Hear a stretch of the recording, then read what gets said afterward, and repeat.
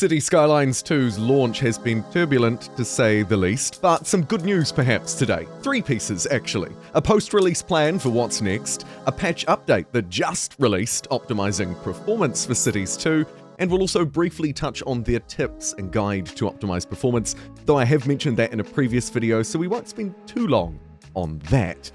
Firstly, though, let's check in with how Cities is doing over on Steam, now reflecting a mixed review at 52% positive. That is, believe it or not, actually a significant improvement from the initial release. But of course, as you canvass across the reviews, my experience, and probably your own too, it's a pretty dang mixed bag out there, even on high-end systems. Some of them seem to struggle, others maybe not so much. So let's take a look at what Paradox have said, what their plans are, and the patch update that just released. The first performance fix, though, wasn't a patch update or a look to the future, it was their tips, their guide to optimize performance in Cities Skylines 2. I've covered it already, but the quick and dirty version, in case you missed it, is they recommend you run at 1080p, 60Hz, although you'll probably only be looking to get 30 eventually. Depth of field mode disabled. They also recommend that the volumetrics quality settings comes down, medium or low might be most useful, and if you're finding the game still looks a little bit funny, the depth of field and motion blur could be disabled, or maybe you could play around with them a little bit, and likewise the dynamic resolution scale quality disabled. There are some other things in there, like clouds, fog, volumetric quality settings that I'd recommend you play around with, maybe reduce them a little bit, and of course reducing the overall graphics quality should help to increase performance. So this tips and guide at one level maybe doesn't come as much of a surprise, turn off graphics quality and get better performance, but at another level it's nice to see some specific things being targeted, and if you're like me, you might see an improvement of about 10 to 15 frames per second, depending of course on how aggressive you're willing to be in cutting that graphics quality. Now let's move through to Paradox's most recent statement before addressing today's patch. They basically start by highlighting that Cities Skylines 2 is built with modern hardware and the future in mind, allowing them to add depth and detail, etc. Earlier this month, they say they shared a note, psst, here's a note, on performance as they hadn't reached the benchmark target they'd set for the game. Following that, they'd seen concerns from us around performance, the game as a whole, and they wanted to address all of this together. And the first step in doing that was those tips that we just talked about. Play on 1080p, disable graphics settings. Now, onto even more juicy stuff, what happens post-release? They say what you might expect, that following release, they intend to push a series of small patches and likely a big one, as they improve different areas of performance. They've identified that some hardware setups yield unexpected results, and to fix that, among the broader performance issues, they've identified 3 things. Removing stuttering from the game, caused by synchronization issues with the simulation. Secondly, optimizing and balancing GPU, your graphics performance, by reducing the number of vertices processed per frame and optimizing or balancing effects. And finally, pushing any CPU, your processor optimizations, that are not already done that they come across during that process. Third one, kind of saying much the same as the rest, and to summarize all of it in general, they're trying to provide better performance. They also say it's worth noting that balancing GPU performance doesn't mean reducing quality overall. Taking fewer samples with a smarter distribution can achieve identical or similar results, and they go into a little bit more detail there. I will of course link the full posts, as always, in the description below. Before moving on to talking about the 30 FPS Future and a couple of other quite interesting future insights, let's jump to this. Today's patch, hot off the press, released about 2 hours ago at the time of recording. We've received the first patch for Cities Skylines. Now, at the moment, it's important to note the patch is only available on Steam. They say they're doing their best to make it available on Microsoft Store as soon as possible. And of course, our console friends don't need to worry about this at all because their version has been delayed until spring Northern Hemisphere 2024. Before moving on to a couple of what could be quite controversial but are important settings for the expectations of the future, let's of course focus in on today's patch. And as you can see, it was all about performance, getting consistently better performance at higher resolutions, some minor optimization with fog, depth of field optimizations, global illumination tweaks, optimized stutters, various stutters across all systems, as well as specific ones to buildings, as well as fixing 3 specific crashes. And that is the entire contents of today's patch. Obviously a very small patch, only a couple of days after release. I think we should probably expect to see more of these relatively small ones, and as they've mentioned, probably a big one too.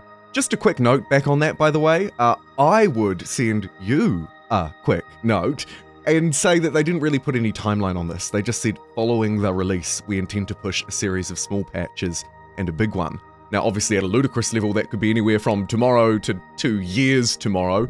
At a more practical one, I'm imagining they're talking about a relatively short-term time frame, maybe 1, 2, the next 3 months. That's just me guessing, but seems to broadly align with what we've seen from other titles. Now let's move back to 2, I think, important points for setting future expectations around this kind of stuff, but also maybe 2 slightly controversial ones. The first one is called Our Goals, and here they're outlining a 30 FPS future for Cities Skylines. They say it's worth mentioning that for a game like this, the performance target is to run at a steady 30 frames per second. They say there's no real benefit in a city builder to aim for higher frames per second, unlike a multiplayer shooter, as a growing city will inevitably become CPU bound. What matters more with this type of game is to avoid stutters and have a responsive UI. They continue to say, for that reason, our simulation is also built around an expected update rate, given 30 frames per second.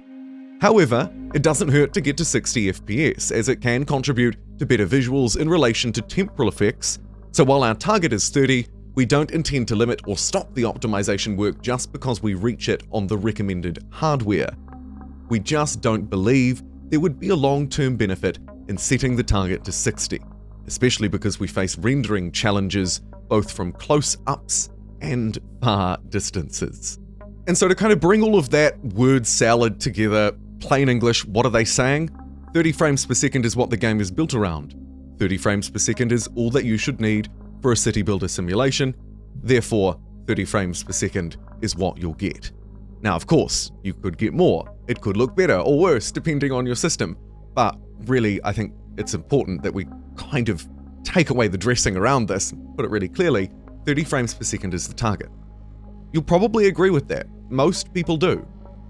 Personally, I think maybe in 2023 we could set our sights just a little bit higher than that, but I understand that this is a very complex simulation, and I'd also say a pretty satisfying one to play as well. Outside of all of the gripes that we've talked about, I also just want to reinforce that I do enjoy this game, and I do still think it will be the definitive city builder. They also make a quick note around release timing. They say, and this kind of relates back to some of the other things we've talked about recently as well, while some setups on PC have challenges, we concluded the performance is not a deal breaker for all players. For us, the number one priority is for the players to have fun with the game. And we have seen enough feedback from players enjoying the game that it would be unfair to postpone. We'll know we'll keep working on the game and do our best to fix issues as fast as possible, so we wanted to respect the announcement release date and allow people to start playing the game. On this one, on a personal level, I'm likely to be less agreeable. My take is that it probably should have had an early access label slapped on it. Now, I know that these labels aren't always the best solutions. They are themselves points of controversy and friction, but I think it is at least a relatively effective way to communicate something pretty clearly. This isn't quite done yet. We've got stuff to fix. And I know that there'll also now be an audience, in fact a chorus of people saying, well, what did you expect? It's a Paradox game. I think that history often rhymes, but that doesn't necessarily mean that that should be some sort of excuse or expectation for the future. So we've covered quite a bit in this video. Today's patch, future expectations, and a few points around what to expect from Cities Skylines in the near term. One thing that I probably haven't quite discussed is my experience with the patch. And honestly, I mean, despite it not being a very large patch, you saw the notes, pretty good, to be fair. My game, running on a 4090 Intel i9 12900KF CPU, I think I've got that right off the top of my head, actually fairly decently now, up to a city of around 25,000 people. That's the limit that I've pushed it to. Previously, I was getting to around 10 to 15,000 before it would start to get a bit sort of stuttery, a bit laggy, not very fun to use. I also think that obviously the higher the frame rate, the smoother the experience will be. And while the city might be fun to sit back and watch, it's also about building. This is a city builder. And so having that fluidity, I think, going back to some of the things we've also talked about today, is incredibly important. Let me know if the game has also improved for you on today's patch in the comments below. My experience seems to be on the upwards. I'll see you next time.